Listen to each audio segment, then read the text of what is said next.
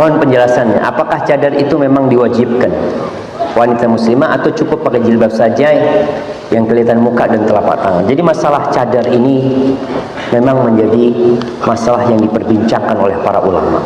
Banyak ulama Syafi'iyah yang mewajibkan cadar umpamanya. Tapi sebagian ulama lain mengatakan cadar itu sebuah kemuliaan. Yang menjadi inti perbedaan di antara mereka adalah tentang firman Allah, wal yadribna bi khumurihinna 'ala juyubihin. Ini surat An-Nur. Iya, An-Nur ayat 31. Hendaklah wanita-wanita itu menutupkan penutup kepala mereka ke dada mereka.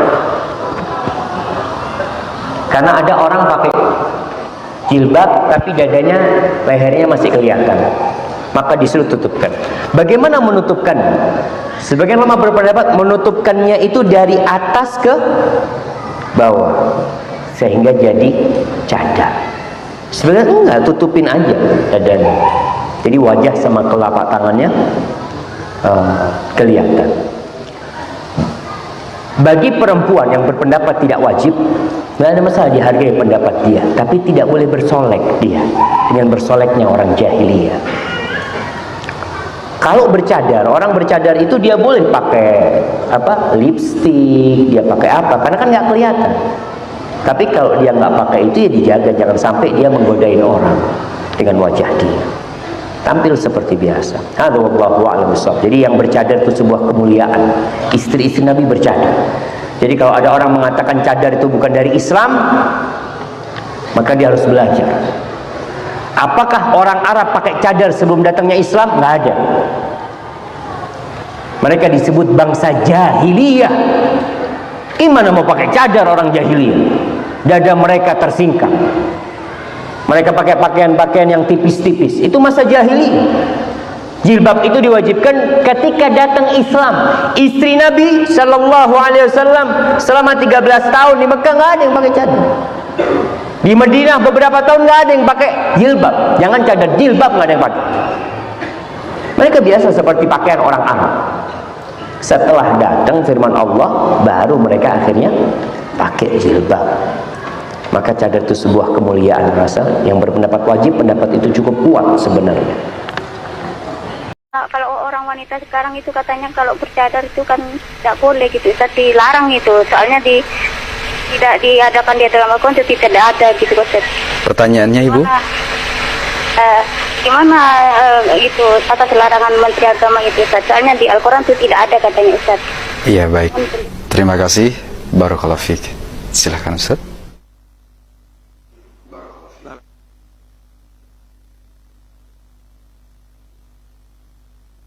Kaitan dengan masalah hukum cadar ini, itu sudah dibahas oleh para ulama sejak dulu.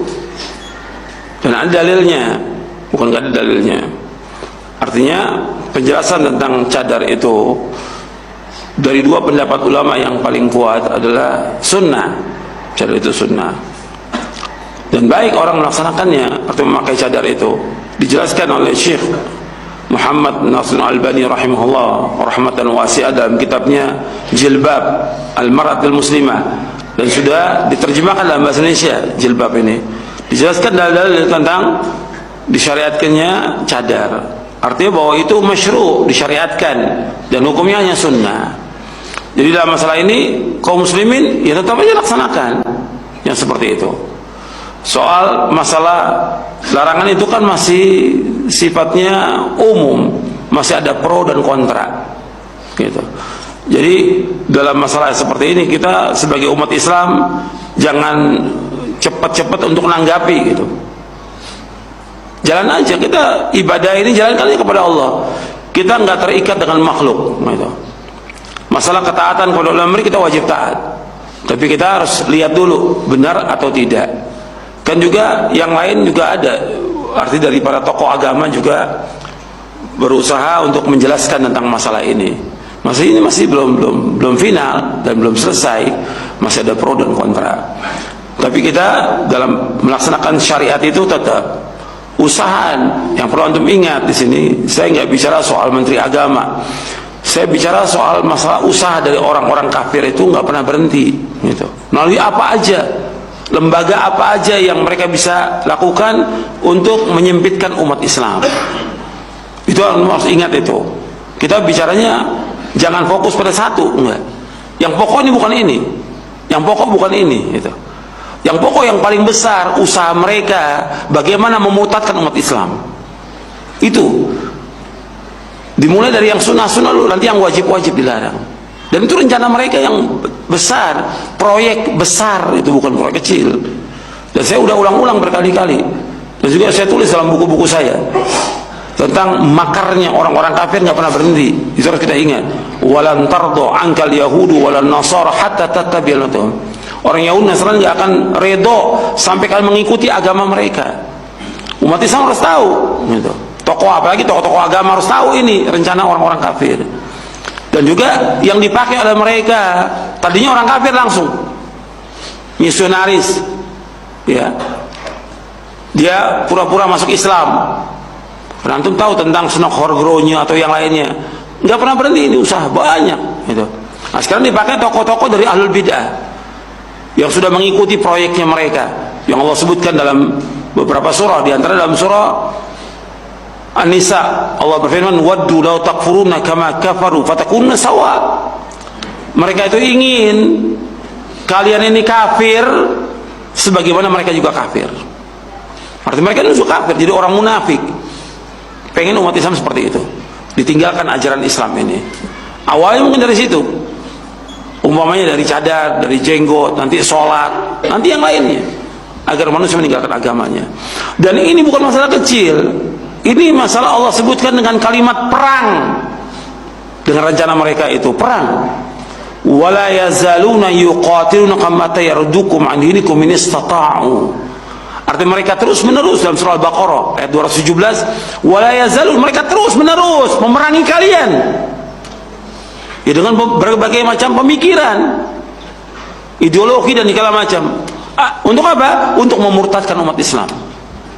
Itu perang. Allah sebutkan yuqatilunakum, mereka memerangi kalian. Jadi kita nggak boleh diam, maka terus kita nuntut ilmu, terus belajar dan terus mengamalkan dan minta pada Allah keselamatan dunia akhirat. Artinya makarnya ini nggak pernah berhenti. Jangan antum berpikir bahwa makar mereka ini akan berhenti.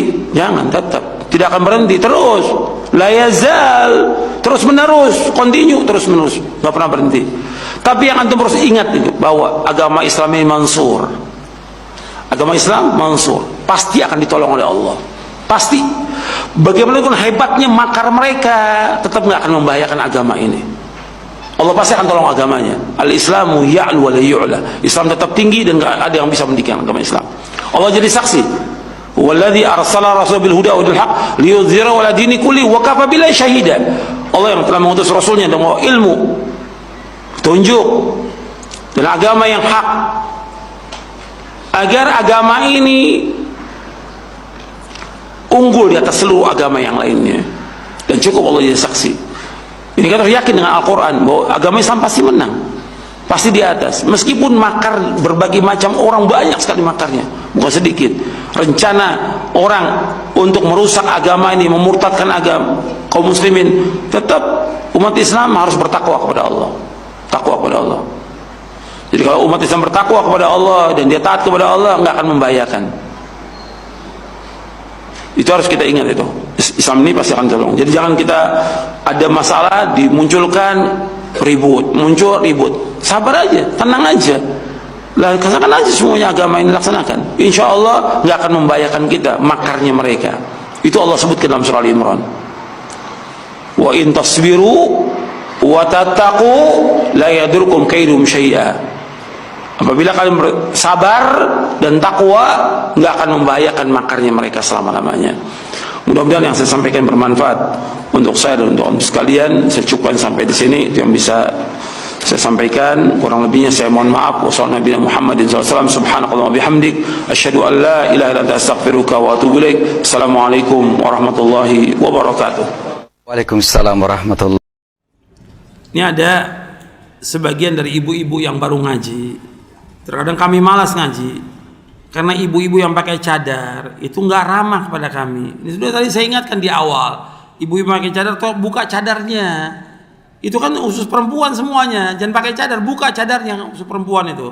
Kecuali kalau di hadapan laki-laki. Dan cadar hukumnya apa? Sunnah. Dan itu yang rajih dari dua pendapat ulama yang kuat itu. Dan kuat dalil-dalilnya dibawakan oleh Syekh Al-Ballam di kitabnya Jilbab Al-Mar'atil Muslimah. Dan antum ramah sambut karena yang ngaji gak semuanya orang yang udah ngaji. Banyak yang baru juga yang ikut ngaji. Disambut. Hatta dia pakaiannya belum sempurna gak ada masalah. Dia mau dengarkan kebaikan. Kan kita harus sedikit demi sedikit nyampaikan. Ada orang mungkin dia datang dalam pakai celana panjang, pakai blue jean, pakai jilbab hanya nutup sedikit kepalanya, nggak ada masalah dia mau dengarkan kebaikan. Dia dengar pengen tahu, mudah-mudahan dapat hidayah. Kita kan seperti itu, sambut mereka dengan kebaikan. Diajak bicara, dinasihati, atau dikasih buku supaya dia juga bisa baca di rumahnya pulang. Berikan hadiah kepada dia. Jadi tolong daripada yang pakai cadar itu perhatikan ketika adab di majelis ilmu itu jangan berkelompok. Perhatikan, jangan berkelompok. Teman semua kaum muslimin, maksudnya teman kita. Jangan ngobrol sama orang yang udah kita kenal. Udah biasa, cari orang-orang yang baru. Kita sambut dia. Ini adab dalam majelis, adab. Karena semua kaum muslimin dan muslimah saudara kita.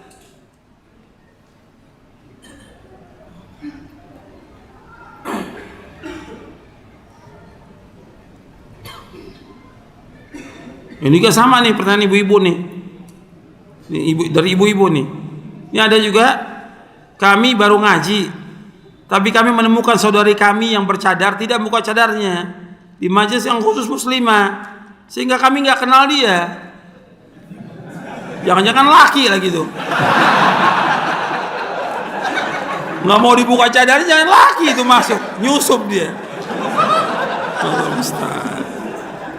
Jadi perhatikan tuh ibu-ibu, kalau udah pengajian muslimah khusus di bawah itu buka cadarnya, buka cadarnya, itu sunnah, cadar itu sunnah hukumnya. Dan harus ramah dengan semua kaum muslimat, harus ramah. Jangan berkelompok, jangan berkelompok, jangan mentang yang lama itu teman kita dekat sama dia ngobrol, yang lain nggak diajak ngobrol, nggak boleh seperti itu. Akhirnya nanti ya pengajian khusus yang itu aja, yang lain nggak mau datang lagi.